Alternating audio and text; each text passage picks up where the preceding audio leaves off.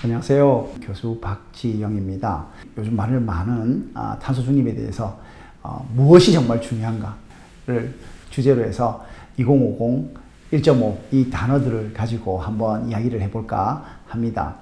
한국이 추구하는 그 미래의 주요 발전 전략 키워드는 우리가 크게 두 가지로 요약할 수 있습니다. 하나는 스마트고 또 하나는 그린입니다.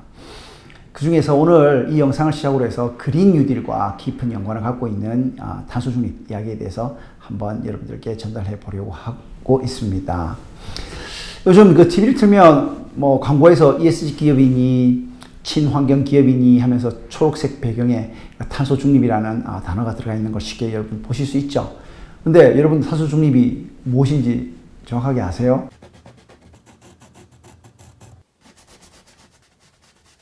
탄소의 실질적인 배출을 중립인 0으로 만드는 것이라고 할 수 있죠.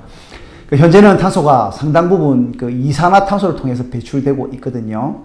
그래서 이산화탄소 중심의 탄소 배출을 줄이는 것을 혹은 그대로 다시 흡수하는 그런 대책을 만들어서 이를 실질적으로 0으로 만드는 것을 탄소 중립이라고 합니다. 그래서 어떤 기업이 100만큼의 이산화탄소를 배출했다 그러면 다시 100만큼의 이산화탄소를 통제해서 결과적으로 0으로 만드는 것이라고 할 수 있습니다. 가장 쉬운 건 뭘까요? 이산화탄소를 못 만들어내게 하는 거겠죠. 감축을 해버리면 되는데 그러면 기업이 일을 못하지 않습니까? 그러니까 문제가 생기는 거죠. 그래서 이와 관련되어 있는 다양한 이슈들이 좀 있습니다.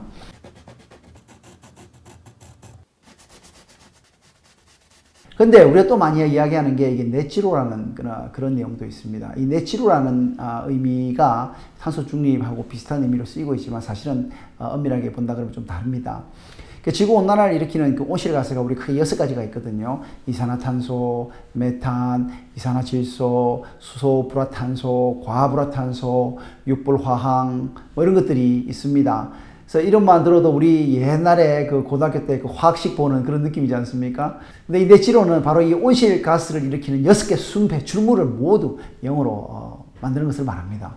탄소 배출이라는 건 이 중에서 뭡니까? 이산화탄소를 0으로 만드는 것이라고 하니까 그 의미가 구분이 되고 있죠. 그래서 알고 보면 넷지로가 조금 더 광의의 개념이고 실행하기가 조금 더 어려운 그런 것이라고 볼 수 있겠습니다.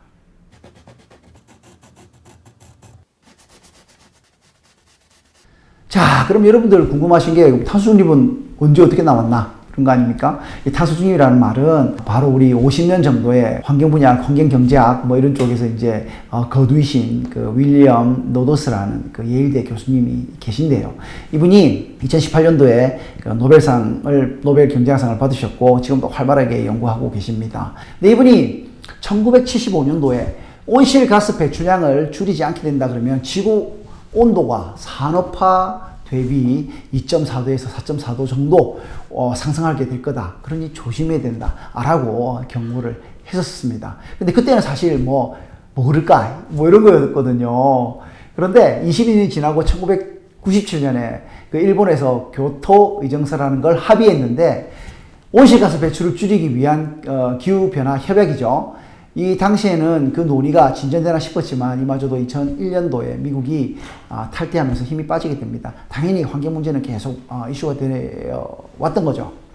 그래서 2015년도에 이대로는 안 되겠다. 이렇게 해서 파리에서 파리 기후변화 협약이 진행이 됩니다.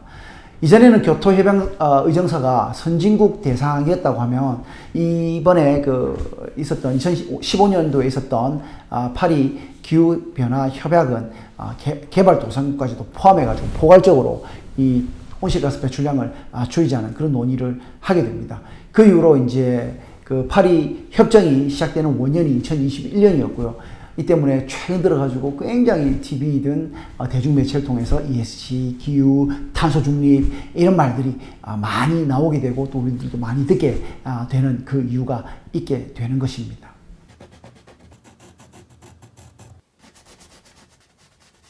그래서 일단 먼저 말씀을 드리면 기후학자들은 온도가 2도씩 상승하는 것을 티핑 포인트, 다시 말해서 불가역적인 온도로 보고 있습니다. 스프링도 어느 정도 일정 부분 지나게 되면 원래 모형으로 돌아가지 않잖아요. 그래서 그때는 넘게 되고 이런 것들이 2007년에 IPCC 4차 평가 보고서, 그러니까 정부 간 기후 위기에 대한 기후 변화에 대한 협약인데요. 이러한 4차 평가 보고서 Assessment Report라고 합니다. 평가 보고서 AR4라고 하죠. 이때 이런 것들이 5년에서 7년 정도 한 번씩 발간이 되고 최근 거는 그래서 평가 보고서가 6차입니다. 그래서 AR6라고 하는데요. 이런 평가 보고서에 따르면 기온 상승에 따른 다양한 시나리오가 나옵니다. 우리가 그걸 갖다가 뭐라 그러냐면 대표 농도 경로라고 합니다. 그걸 갖다가 Representative Concentration Pathway라고 그러는데요. RCP 시나리오라고 하거든요. 이제 그런 다양한 시나리오가 있고 그 시나리오에 따라 가지고 나중에 말씀을 드릴게요. 그 생물이 20-30%가 멸종될 수도 있고 점점 더 심해지는 RCP 8.5에 따르게 되면 인구의 절반이 생물의 절반이 없어질 수도 있고 그다음에 인류의 20-30억 명이 물 부족에 시달릴 거라고도 말을 하고 그렇습니다. 이런 시나리오에 따라 가지고 다양한 문제 발생 가능성이 있게 되고 이에 따른 대비책이 필요한 거죠. 그래서 그 불가역적인 온도를 2도로 보고 있고 이 티핑 포인트에 따라 가지고 우리가 어떻게 생활해야 될 거냐인데 여러분 그러면 우리가 1.9도로 맞춰야 될까요? 1.99도로 맞춰야 될까요? 그건 아니잖아요. 그죠? 그래서 그 데드라인을 맞추기 어렵기 때문에 그렇다 그러면 0.5도 정도만 낮추더라도 해수면 높이는 10cm가 낮아지게 되고 생태계 위험성도 절반으로 줄고 여름철에 해빙이 되어가 녹아서 사라질 확률도 10년에 한 번 일어날 게 100년에 한 번 일어나게 된다는 등 굉장히 환경적으로 좋은 효과가 나타나게 된다라고 기후학자들이 이야기를 했습니다. 그래서 티핑 포인트에 다다르기 전인 1.5도를 우리가 크라이테리어를 딱 잡게 된 거라고 생각하시면 됩니다.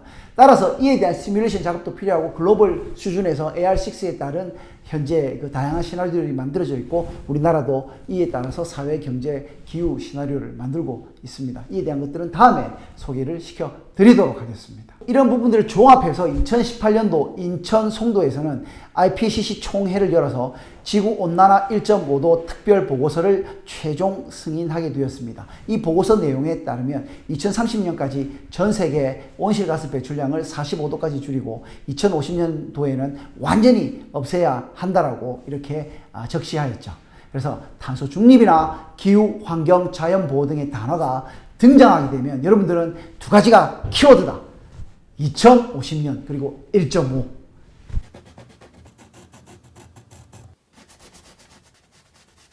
기후변화는 정말 무섭고 빠르게 진행되고 있습니다. 심지어는 2040년도에 1.52도까지 간다라고 전망을 하고 있습니다. 이미 10년이 단축이 된 거죠. 그래서 우리가 이 2050년도까지 1.5도를 유지하기 위한 무수한 노력이 필요합니다. 뭐가 중요합니까? 실천하는 용기가 중요합니다. 바로 지금 행동해야 할 때입니다. 여러분 오늘 어떠셨나요? 이해가 조금 되셨나요? 오늘 첫 시간을 기준으로 해가지고 앞으로 탄소 중립 그리고 그 기한 이런 것들이 어떻게 진행되는지 알아봤는데요. 다음에는 조금 더 알차고 재미있는 내용으로 여러분들과 함께 이야기를 계속 진행할 수 있도록 하겠습니다. 대단히 감사합니다.